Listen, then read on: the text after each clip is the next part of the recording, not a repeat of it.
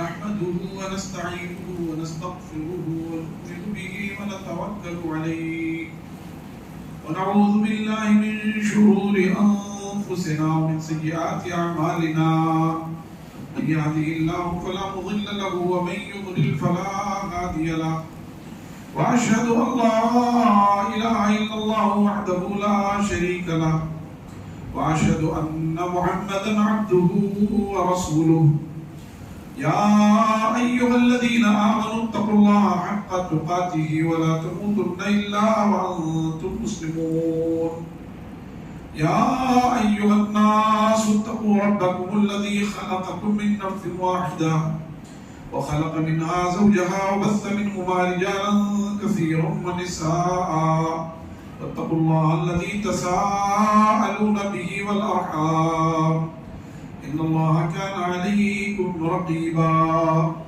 يا أيها الذين آمنوا اتقوا الله وقولوا قولا سديدا يصلح لكم أعمالكم ويغفر لكم ذنوبكم ومن يطع الله ورسوله فقد فاز فوزا عظيما أما بعد فإن خير الحديث كتاب الله وخير الهدي هدي محمد صلى الله عليه وآله وسلم وشر الأمور محدثاتها وكل محدثة بدعة وكل بدعة ضلالة وكل ضلالة في النار.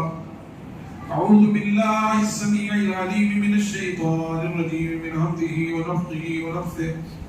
بسم الله الرحمن الرحيم. قاف والقرآن المجيد بل عجبوا أن جاءهم منذر منهم فقال الكافرون هذا شيء عجيب أإذا متنا وكنا ترابا ذلك رجع بعيد قد علمنا ما تنقص الأرض منهم وعندنا كتاب حفيظ بل كذبوا بالحق لما جاءهم فهم في أمر مريج أفلم ينظروا إلى السماء فوقهم كيف بنيناها وزيناها وما لها من فروج والأرض مددناها وألقينا فيها رواسي وأنبتنا فيها من كل زوج بهيج تبصرة وذكرى لكل عبد منيب. وقال تعالى إن عدة الشهور عند الله 12 شهرا في كتاب الله يوم خلق السماوات والأرض منها 4 حرم ذلك الدين القيم فلا تظلموا فيهن أنفسكم. وقال والذين آمنوا وهاجروا وجاهدوا في سبيل الله والذين آووا ونصروا أولئك هم المؤمنون حقا لهم مغفرة ورزق کریم. حمد و ثنا عظمتوں کی بڑائی بڑائی و بزرگی اللہ رب العالمین کو سزاوار ہے. بے شمار صلاۃ و سلام نازل ہو تمام انبیاء کرام بالخصوص نبی آخر الزمان جناب محمد رسول اللہ صلی اللہ علیہ وآلہ وسلم پر جن کی مبارک ذات کو اللہ نے ختم رسالت کے لیے منتخب فرمایا اور جن کی ذات بابرکات کے ذریعے پوری دنیا میں شریعت اسلامیہ کو پھیلایا اور جن کے ذریعے ہمیں اور آپ کو خیر امت ہونے کا شرف بخشا اور جن کے صحابہ کرام کو جن کے ساتھیوں کو تمام انبیاء کے بعد پوری انسانیت میں سب سے افضل اور برتر درجہ عطا فرمایا. آدم علیہ السلام سے لے کر قیامت تک کے تمام انسانوں میں انبیاء کے بعد رسول اللہ صلی اللہ علیہ وآلہ وسلم کے ساتھیوں کو سب سے افضل اور سب سے برتر قرار دیا اور جنہیں اپنی رضا مندی سے نوازا اور جن کے لیے اللہ تبارک و تعالیٰ نے جنت کو واجب کر دیا. ہم اور آپ جس بابرکت مہینے سے گزر رہے ہیں یہ محرم الحرام کا مہینہ ہے. یوں تو اس بابرکت اور مبارک مہینے میں واعظین کے لیے اور جلسے جلوس کرنے والوں کے لیے اور قصہ گو لوگوں کے لیے حکایات بیان کرنے والوں کے لیے بڑا سامان موجود ہے، لیکن وہ سب بے سر پیر کا ہے، بے بنیاد ہے. بسا اوقات اس کے ذریعے بہت سارے لوگوں کو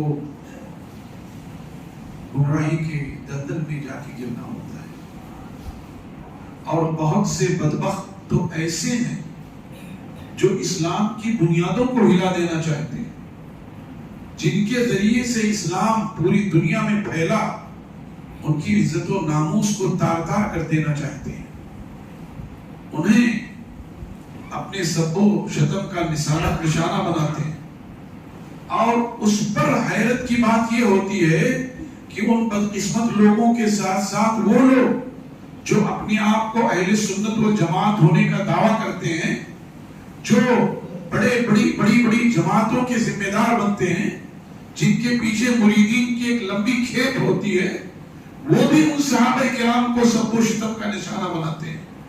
کئی ایسے لوگ موجود ہیں جو اپنے آپ کو جماعتوں کا بانی تصور کرتے ہیں اور یہ سمجھتے ہیں کہ اس دور میں ہم خلافت اسلامیہ کے عالم بردار ہیں. ایسے لوگوں نے صحابہ کرام کو سب و شتم کا نشانہ بنایا اور ہم مسلمان ان کے ہاں میں ہاں ملاتے پھرتے ہیں، ان کے پیچھے پیچھے گھومتے ہیں، گویا ہم بھی ان کے اس عمل میں شریک ہیں. جبکہ محرم الحرام کا یہ مہینہ کئی حیثیتوں سے بڑا اہم ہے، بڑا مبارک اور بابرکت ہے، اور ہماری زندگیوں میں انقلاب لانے والا ہے. ہماری زندگیوں ہی نہیں، دنیا کی زندگی میں انقلاب لانے والا مہینہ ہے. یہ وہ مہینہ ہے جس کے روزوں کے تعلق سے اللہ کے رسول صلی اللہ علیہ وسلم نے فرمایا افضل الصیام بعد رمضان شہر اللہ المحرم.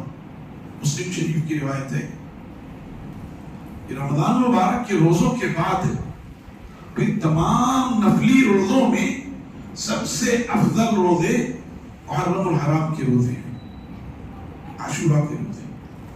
اور وہ بھی اتنا اہم تھا کہ رمضان مبارک کی فرضیت سے پہلے رسول اللہ صلی اللہ علیہ وسلم نے صحابہ کرام کو روزہ رکھنے کا حکم دیا. انصار کی بستیوں میں اپنے ہرکارے دوڑا دیے اور کہا جاؤ اعلان کر دو، جس نے ابھی کچھ کھایا پیا نہیں ہے وہ روزے کی نیت کر لے، اور جس نے کھا لیا تھا وہ اب نہ کھائے یہاں تک کہ شام ہو جائے. آپ اندازہ کر سکتے ہیں کہ اس روزے کی کتنی اہمیت ہے. پھر جب رمضان مبارک کی مشروعیت ہو گئی تو پھر اس کو اختیاری قرار دے دیا گیا. اس سے پہلے آپ نے حکم دیا، لیکن جب رمضان کے روزے فرض ہوئے تو اختیاری قرار دے دیا، جو چاہے رکھے جو چاہے نہ رکھے. لیکن اختیاری میں بھی آپ کا رجحان یہ تھا کہ مسلمان روزہ رکھیں اور رکھتے ہوئے یہود کی مخالفت کریں. یہود صرف 10 محرم کو روزہ رکھتے تھے. آپ نے پوچھا کہ کیوں رکھتے ہو؟ کہا یہ آج ہی کے دن 10 محرم الحرام کو اللہ تعالیٰ نے بنی اسرائیل کو فرعون اور فرعونیوں کے ظلم سے نجات دی تھی اور موسیٰ پر احسان فرمایا علیہ السلام. اللہ کے رسول صلی اللہ علیہ وسلم نے فرمایا تمہارے مقابلے میں ہم موسیٰ کے زیادہ حقدار ہیں. کیسے؟ اس دور کے رسول اللہ علیہ وسلم کے زمانے میں جو یہودی تھے وہی موسیٰ علیہ السلام کی صریح مخالفت کرتے تھے. آپ پر اتاری ہوئی کتاب تورات میں تحریف کیا تھا، آپ پر اتارے ہوئے احکام کی روگردانی کی تھی، آپ کے احکام میں رد و بدل کیا تھا. جبکہ رسول اللہ صلی اللہ علیہ وسلم اور آپ کی امت موسیٰ علیہ السلام کے وہ احکام جو کتاب و سنت سے میل کھاتے ہیں ان پر ویسے ہی عمل کیا ہے. جیسے یہ رجم ہے، کوئی شادی شدہ مرد یا عورت بدکاری کرے تو اس کو پتھر مار مار کے سنسار کرو، یہ حکم یہود کے لیے تھا، یہ تورات کا حکم ہے. ہمارے یہاں بھی وہ ویسے ہی برقرار ہے. جہاد کا حکم یہود کے لیے تھا، انہیں حکم ہوا تھا کہ عمالقہ سے بیت المقدس میں جا کے جنگ کرو اور ان کو نکال باہر کرو، وہ یہاں برقرار ہے۔ ایسے بہت سارے احکام آپ کو ملیں گے کہ جو سابقہ شریعت میں تھے، اسلام نے ان کو باقی رکھا۔ اسی تناظر میں رسول اللہ علیہ وسلم نے فرمایا کہ موسیٰ کے ہم تم سے زیادہ حقدار ہیں، چنانچہ تم 10 کو روزہ رکھتے ہو، ہم بھی رکھیں گے، لیکن اس کے ساتھ ساتھ رسول اللہ علیہ وسلم نے امت کو تلقین کی کہ یہود اور نصارہ کی مخالفت کرتے رہو، چنانچہ یہود کی مخالفت کرتے ہوئے افضل تو یہ ہے کہ 9 اور 10 کو روزہ رکھ لو۔ آپ میں بہت سارے خوش نصیب ہوں گے، بہت ساری عورتیں ہوں گی جنہوں نے آج روزہ رکھا ہوگا، کچھ بیچارے ہوں گے نہیں رکھ سکے ہوں گے، ابھی ان کے لیے باقی ہے موقع، آج نہیں رکھ سکے کسی وجہ سے یا رکھنے کی نیت نہیں رہی ہو تو آپ نیت کر لیں، اور آج نہیں رکھ سکے کوئی بات نہیں، 10 اور 11 کو رکھ لیں۔ 11 کے لیے کچھ لوگوں نے کلام کیا، مگر حافظ ابن قیم رحمۃ اللہ علیہ اور حافظ ابن حجر رحمۃ اللہ علیہ نے عاشورہ کے روزوں کے 3 درجات قائم کیے۔ افضل یہ ہے کہ آپ 9-10 کا روزہ رکھ لو، 9 کو نہیں رکھ سکے 10-11 کا رکھ لو، اور بہت سے خوش نصیب ایسے ہیں کہ وہ 9-10-11 تینوں رکھ لیتے ہیں، یومن قبلہ و یومن بعدہ، ایک عاشورہ سے پہلے اور ایک عاشورہ کے بعد۔ اگر کوئی ایسا بھی رکھ لیتا ہے تو اس کی بھی گنجائش ہے۔ تو اصل تو رمضان محرم الحرام کی برکت یہ ہے کہ اس میں عاشورہ کے روزے رکھے جائیں۔ سلف 3 عاشوروں کو بہت زیادہ محبوب رکھتے تھے، اس میں محرم الحرام کا پہلا عاشرہ ہے، یہ عاشورہ اسی میں ہے، رمضان کا آخری عاشرہ اور ذی الحجہ کا پہلا عاشرہ۔ تو اس حیثیت سے اس مہینے کی فضیلت، پھر اللہ تعالیٰ نے فرمایا کہ مہینوں کی تعداد اس وقت سے جب سے اللہ تبارک و تعالیٰ نے زمین و آسمان کو بنایا، مہینوں کی تعداد 12 ہے، ان 12 میں 4 مہینے محترم ہیں۔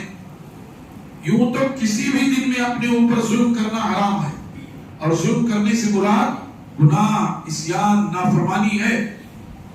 اپنے اگر آدمی گناہ کر رہا ہے تو اپنے اوپر ظلم کر رہا ہے۔ وَمَا ظَلَمَهُمُ اللَّهُ وَلَكِنْ كَانُوا أَنفُسَهُمْ يَظْلِمُونَ، اللہ نے ان پر ظلم نہیں کیا، وہ اپنے آپ پر خود ہی ظلم کر رہے تھے، اور ظلم اسی طرح اللہ کے حکموں سے سرتابی کر کے، اس کے فرمان سے منہ موڑ کر کے، اس کے فرائض و واجبات کو پیٹ پیچھے ڈال کر کے، فَلَا تَظْلِمُوا فِيهِنَّ أَنفُسَكُمْ، یوں تو سال کے 12 مہینوں کے کسی بھی دن میں اپنے اوپر ظلم نہ کرو، لیکن خاص طور سے ان 4 مہینوں میں محرم الحرام، رجب، ذی قعدہ اور ذی الحجہ، گویا 3 مہینے ذی قعدہ، ذی الحجہ اور محرم ایک ساتھ ہو گئے، اور رجب، یہ عام دنوں کے مقابلے میں اللہ کے یہاں زیادہ محترم ہیں، اور آج سے نہیں، اسی وقت سے جب سے زمین و آسمان کی پیدائش ہوئی اور قیامت تک یہ 4 مہینے محترم ہیں، اس لیے کسی بھی دن میں اپنے آپ پر ظلم نہ کیا جائے، لیکن خاص طور سے ان 4 مہینوں میں اللہ کی نافرمانی سے، اس کی سرکشی سے بچا جائے۔ اس میں گناہ کا بوجھ زیادہ ہو جاتا ہے، اور مہینوں کے مقابلے میں ان 4 مہینوں میں گناہ کا بوجھ بڑھ جاتا ہے۔ جیسے نیکیوں کا اجر بڑھ جاتا ہے، ایسے گناہ کا بوجھ بڑھ جاتا ہے۔ ہندوستان میں آپ کوئی گناہ کر رہے ہیں، اس کا بوجھ، اور وہی گناہ مکہ مکرمہ میں جا کر کرے، اس کا بوجھ زمین آسمان کا فرق ہے۔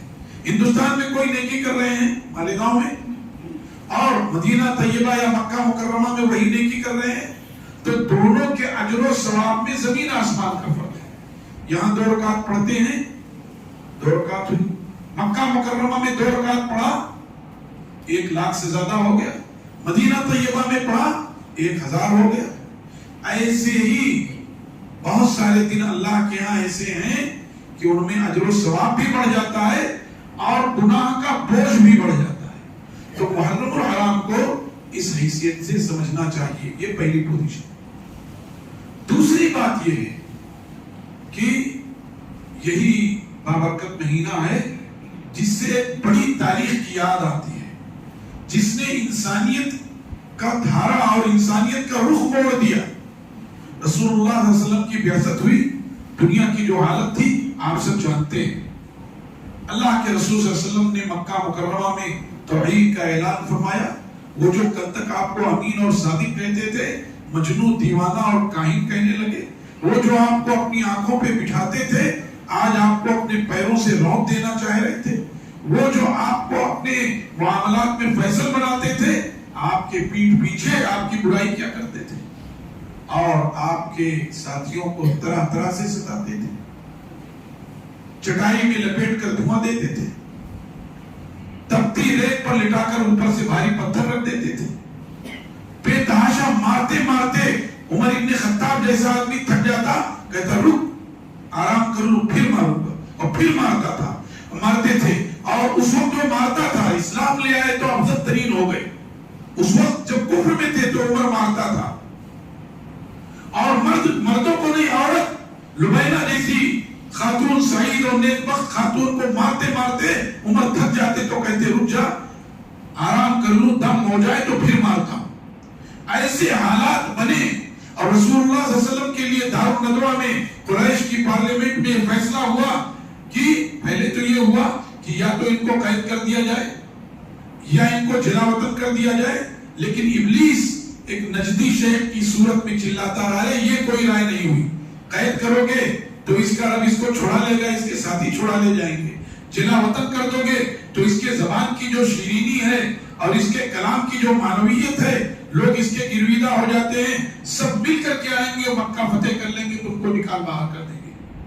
آخری بات یہ ہوئی کہ چلو قتل کر دیا جائے, اور اس کے لیے تجویز یہ ٹھہری کہ جیسے قریش کے 10 قبائل ہیں, 10 قبیلوں سے بنو ہاشم اور بنو مطلب کو چھوڑ کر 8 قبائل سے ایک ایک باقا جوان لے لیا جائے, اور زہر میں بجھی ہوئی ننگی تلوار دے دی جائے, اور ایک بیک سب مارے, ایک بیک تلوار گرا دیں رسول اکرم صلی اللہ علیہ وسلم کے جسم مبارک پر, تاکہ جب نعوذ باللہ آپ قتل کر دیے جائیں, شہید کر دیے جائیں, تو ان کا خون 8 قبائل پہ ہو, اور 8 قبائل مل کر کے دیت دے دیں گے, چھٹی ہو جائے گی. جب انتہا ہو گئی تو اللہ تبارک و تعالیٰ نے اپنے خلیل کو جبریل امین کے ذریعے حکم دے دیا کہ اب مکہ سے نکلنے کا وقت آ گیا ہے, اور اس جگہ نہ سوئیے گا جہاں روز لوگ سوتے رہے. اور آپ نے ان کو چکمہ دینے کے لیے, اور دوسری بات یہ تھی کہ قریش تمام تر مخالفت کے باوجود آپ کو امین و صادق مانتے تھے, اپنی امانتیں رکھتے تھے آپ کے پاس. آپ نے دوسرا مقصد, ایک تو یہ کہ ان کو دھوکہ رہے, اور دوسرے یہ کہ جو امانتیں ہیں کل صبح علی ان کو لوٹا دیں رضی اللہ عنہ. چنانچہ علی رضی اللہ عنہ کو حکم دیا کہ میرے بستر پہ سو جاؤ. ایمان یہ ہے کہ علی نے یہ سوچا بھی نہیں کہ مجھ سے کہہ رہے سو جاؤ, اور ان کے لیے نوجوانوں کا ایک گروہ گھر گھیرے ہوئے کہ قتل کر دے گا, تو مجھ کو کہہ رہے سو جاؤ اور میری چادر اوڑھ کر کے سو جاؤ کہ ان کا قتل ہو جائے. علی نے یہ نہیں سوچا, علی آمنا و صدقنا, اور علی کے نام پہ بدبخت جماعت شیعوں کی, رافضیوں کی, اثنا عشریوں کی, کرامتیوں کی, باطنیوں کی, دروزوں کی, ان مردودوں کی جماعت یہ کہتی ہے کہ محمد نے علی کو اس لیے صلح دیا تھا تاکہ علی کا قتل ہو جائے, نہ رہے بانس نہ بجے بانسری. ایسے خبیث لوگ انسانیت کے لیے شرم اور عار ہیں, اور ہم ان کے پیچھے دوڑتے ہیں, ان کی ہاں میں ہاں ملاتے ہیں. میں یہ نہیں کہتا کہ ان سے بدبختی, ان سے بدسلوکی کرو, میں یہ نہیں کہتا کہ ان سے بد اخلاقی کرو, میں یہ نہیں کہتا کہ اگر وہ کاروباری ہیں تو ان سے کاروبار توڑ دو, میں یہ نہیں کہتا. لیکن ایسے خبیثوں کے لیے اپنے دل میں محبت رکھتے ہو تو سمجھ لو کہ تمہارے اسلام میں کھوٹ ہے. ایسے خبیثوں کے لیے اپنے دل میں محبت رکھتے ہو تو سمجھ لو کہ تمہارے اسلام میں کھوٹ ہے. اور وہی نہیں, ایسے تمام لوگ, چاہے وہ اہل سنت کا دعویٰ کرتے ہوں, چاہے وہ کسی بڑے جماعت کے بانی ہوں, چاہے وہ بہت بڑے پیر ہوں, اور ان کے ساتھ مریدوں کا ایک جو ہے جمگھٹا لگا ہوا ہو, وہ بھی اگر صحابہ کرام پر طعن و تشنیع کرتے ہیں, چاہے معاویہ امیر المومنین معاویہ رضی اللہ عنہ پہ, چاہے ابو موسیٰ اشعری پہ, چاہے مغیرہ بن شعبہ پہ, چاہے جو ہے سیدنا ابو بکر صدیق و عمر عثمان رضی اللہ عنہ پہ، اور چاہے ازواج مطہرات پہ، یہ تو 5 کے علاوہ اور کسی کو مومن مانتے نہیں۔ یہ بہت سارے لوگ ایسے ہیں جو نام نہاد اہل سنت اپنے آپ کو کہتے ہیں، ان کے تعلق سے بھی اپنی زبانیں گندی کرتے ہیں۔ میں نام نہیں لیتا یہاں پہ، بعض ایسے لوگ ہیں جو ہمارے استاد ہونے کا بھی درجہ رکھتے، جب پڑھاتے تھے تو ایسا لگتا تھا کہ وہ محدث ہیں، لیکن کب کس کی تقدیر بدل جائے، کب وہ گمراہی کے دلدل میں چلا جائے، اس سے ڈرنا چاہیے۔ وہ لوگ جنہوں نے ہمیں مشکات پڑھایا اور حدیث شریف کے انداز میں پڑھایا، آج وہ صحابہ کرام معاویہ رضی اللہ عنہ کو اور دوسرے صحابہ کرام کو برا بھلا کہتے ہیں۔ ایسے لوگوں کے لیے اپنے دل میں محبت رکھنا، ایسے لوگوں کے لیے دل میں ہمدردی رکھنا، گویا اپنے اسلام کے سلسلے میں کھوٹ ہے۔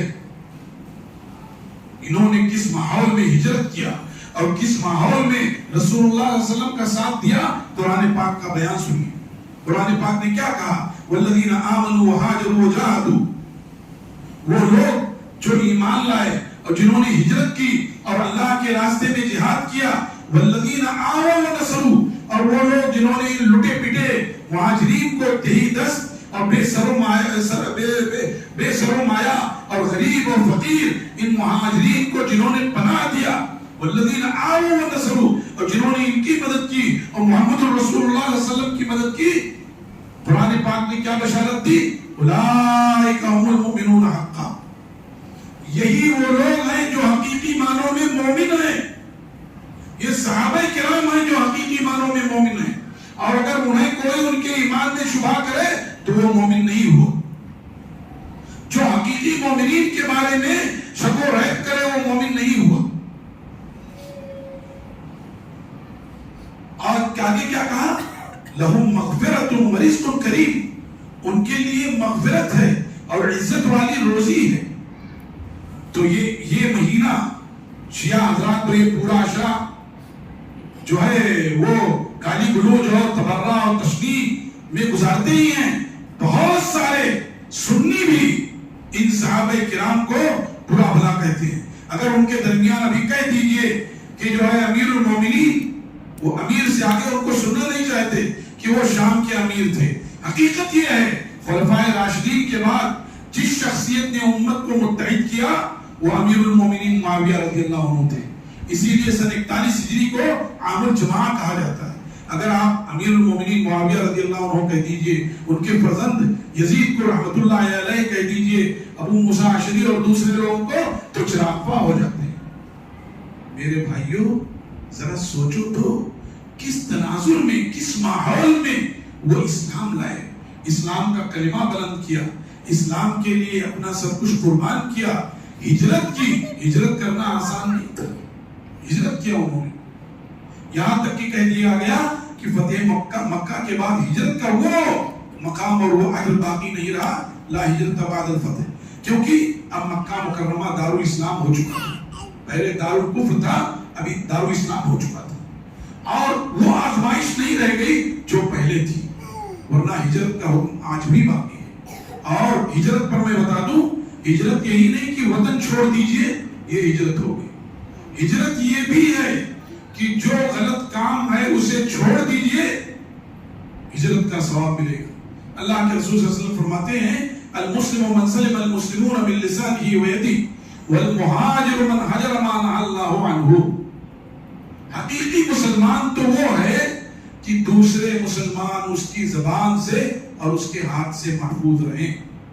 ہم جتنے لوگ ہیں، میں خطیب اور آپ سامع، ہم لوگ اپنے دل میں جائزہ لیں، کہیں ہمارے کسی عمل سے، ہماری زبان سے، ہمارے ہاتھ سے، ہمارے اشاروں سے، ہماری مسکراہٹ سے کسی کو تکلیف تو نہیں ہوتی؟ کبھی ہم زبان سے کچھ نہیں بولتے، بس اشاروں میں کہہ دیے۔ طنز و تحقیر والی باتیں ایسے ہی ہوتی ہیں۔ کیا کہا؟ حقیقی مسلمان وہ ہے کہ اس کے ہاتھ سے اور اس کی زبان سے دوسرے مسلمان محفوظ رہے، اور زبان پہلے چلتی ہے، ہاتھ بعد میں، اس لیے زبان کو پہلے چلتی۔ اور آگے کیا کہا؟ والمہاجر من حجر ما نہى اللہ عنہ، اور مہاجر وہ ہے جو چھوڑ دے ان چیزوں کو جس سے اللہ تعالیٰ نے روکا ہے، جس سے اللہ نے روکا ہے اسے چھوڑ دے، اسے ہجرت کا ثواب ملے گا۔ اب اس تناظر میں ہم سوچیں کہ ہمارے جو بھی گناہ ہیں، اگر ہمیں ہجرت کا ثواب چاہیے، مہاجرین کی فہرست میں لکھوانا چاہتے ہو تو گناہوں کو چھوڑ دیجیے، ایسے ساتھیوں کو چھوڑ دیجیے جن کو دعوت و تبلیغ کے بعد اور وہ پلٹتے نہیں ہیں تو ان سے تعلقات ختم کر لیجیے، بس سلام دعا باقی ہے، کبھی دعوت و تبلیغ کے لیے اشارے کیجیے، لیکن وہ جو گہری چھنتی تھی وہ نہیں ہونا چاہیے، ورنہ پتہ یہ چلے گا آپ تو ان کو اپنے رنگ میں رنگ نہیں سکے، انہوں نے آپ کو اپنے رنگ میں رنگ لیا۔ بے نمازی کو جیل میں بند کرنے کے لیے کیوں کہا گیا؟